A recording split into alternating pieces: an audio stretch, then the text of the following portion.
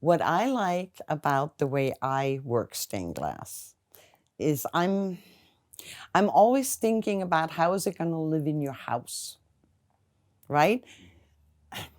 How long does it have to live in your house?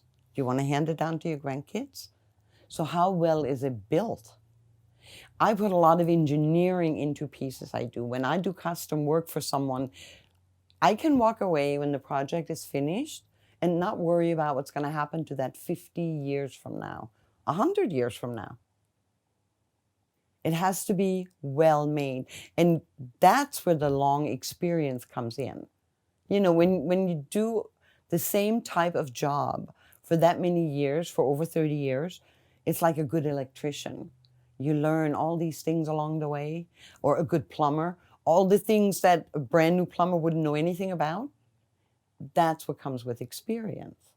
And so what I always say I can offer people is the experience. And I can stand behind it 100%. I've told people when they're buying a piece, if anything ever goes wrong, please bring it back. I want to take care of it and make it right. Nothing ever goes wrong, though. It's not supposed to.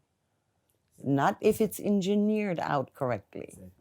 I do mosaics. I like Belcher is a famous name from way back when. Belcher did mosaics, but he did glass on glass. And I think it was hilarious. I used to always cut out, I still do, tiny little triangle shapes to make my mosaics. And then I was reading a documentary report on Belcher, and I'm like, look at that. He did the triangles. I find that hilarious. For the same reason that finding out that Tiffany did the little ball chain around all his office things when he had like the ink blotters and all this stuff. He did ball chain around the edges for two reasons.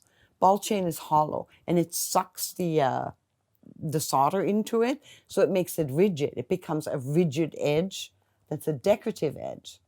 I thought I came up with that all by myself, but no. Tiffany came up with that long before me.